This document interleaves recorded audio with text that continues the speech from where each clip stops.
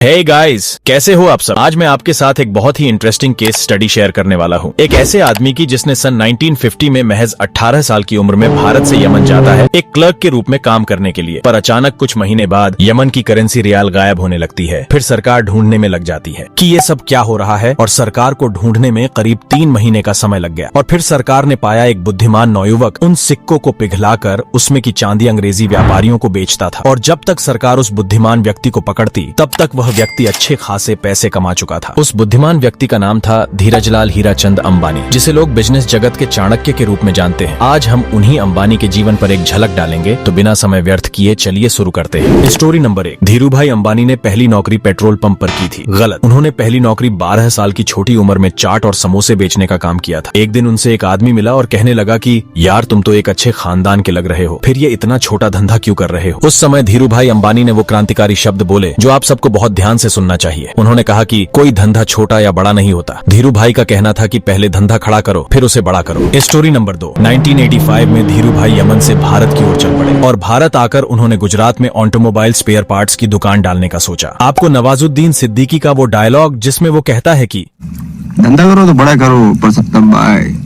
फिर उनके किसी करीबी दोस्त ने कहा कि यार, इस धंधे में ज्यादा मार्जिन नहीं है, तू बड़ा करने के लिए बना है, बड़े मार्केट में जा। फिर धीरूभाई मुंबई आ गए और रिलायंस की नींव रखी। Story number 3। रिलायंस की शुरुआत 350 स्क्वायर फीट की एक छोटे से कमरे में हुई थी, सिर्फ 3 कुर्सी के साथ। और आज रिलायंस इंडस्ट्रीज लिमिटेड भारत की मोस्ट वैल्यूएबल ब्रांड में नंबर 1 पर है। यहाँ पर हमें सीखने को मिलता है कि शुरुआत भले ही छोटी हो, पर हौसले बड़े होने चाहिए। Story number 4। ये बात है 1980 की, जब रिलायंस इंडस्ट्रीज अपनी पूरी रफ्तार के साथ आगे बढ़ रही थी। तभी उनकी कंपनी पर नजर पड़ी मनु मानिक की, या फिर कहे ब्लैक कोबरा की, जो कि कार्टेल चलाते थे। मनु मानिक ने सोचा कि रिलायंस इंडस्ट्रीज की शॉर्ट सेलिंग कर दी जाए और अच्छा खासा प्रॉफिट कमाया जाए। पर शायद वे भूल गए थे कि रिलायंस के मालिक है धीरजलाल हीराचंद अंबानी। और फिर मनु मानिक ने रिलायंस से शेयर तोड़ने शुरू किए। फिर धीरूभाई को खबर लगी कि बियर कार्टेल उनके कंपनी के ऊपर चढ़ गए। फिर धीरूभाई ने अपने बाएं हाथ कहे जाने वाले आनंद जैन से कहा शेयर खरीदने को। जितना मनु मानिक उनके शेयर तोड़ता उतने आनंद जैन खरीद लेते। फिर इसी की वजह मनु मानिक मुंद्रा उर्फ ब्लैक कोबरा को इतने घाटा हुआ कि जैसे लगता था कि धीरूभाई ने कोबरा को गले से पकड़ लिया है। Story number 5। जब इन्वेस्टर्स ने पैसा देने से इनकार कर दिया, तब धीरूभाई अंबानी स्टेडियम गए और करीब करीब 2000 से ज्यादा लोगों की भीड़ इकट्ठा हुई। और जब धीरूभाई ने बोलना शुरू किया और आम जनता को मिलके काम करने का ऑफर दिया, और फिर आया उस समय का भारत का सबसे बड़ा आईपीओ, और सिर्फ 10 रुपए में। और उन्होंने कहा कि अगर फायदा होगा तो सबका होगा। और आज वही इन्वेस्टर सर पे हाथ रख के पछता रहे हैं। धीरूभाई वो आदमी है जिन्होंने लोगों को प्रोत्साहित किया स्टॉक मार्केट में इन्वेस्ट करने के लिए, और जिन लोगों ने उनकी बात मानी थी आज वो सब करोड़पति है। Story number 6। 1971 का समय, जब धीरूभाई भी अडानी जैसी स्थिति में फंसे थे, तब धीरूभाई ने क्या किया आइए जानते हैं। भारत सरकार ने 1971 में high unit value scheme launch किया, मतलब कि नायलॉन का एक्सपोर्ट करो और पॉलिस्टर का इंपोर्ट करो। उस समय रिलायंस कमर्शियल कॉर्पोरेशन ने अपना 60% एक्सपोर्ट इसी योजना के तहत किया। सारे लोग बोलने लगे कि सरकार धीरूभाई के जेब में है, सरकार सिर्फ धीरूभाई के लिए काम कर रही है। जैसे लोग अडानी को बोलते हैं कि मोदी जी सिर्फ अडानी के लिए काम कर रहे हैं। तब धीरूभाई ने जवाब दिया कि स्कीम तो सबके लिए थी, क्या किसी ने रोका था कि फायदा न उठाओ, या फिर किसी ने हाथ पकड़ा था। उनका यह जवाब सुनने के बाद सबका मुंह बंद हो गया। धीरूभाई ऐसे आदमी थे जिन्हें सरकारी नियमों से अपना फायदा कमाना अच्छे से आता था। तो ये थी बिजनेस जगत के महानायक कहे जाने वाले धीरूभाई अंबानी जी के जीवन की एक झलक। आई होप आपको ये वीडियो अच्छी लगी होगी, और अगर आपको ऐसी कहानी सुनने में मजा आता है तो वीडियो को लाइक करें और चैनल को सब्सक्राइब। तब तक के लिए take care and stay awesome.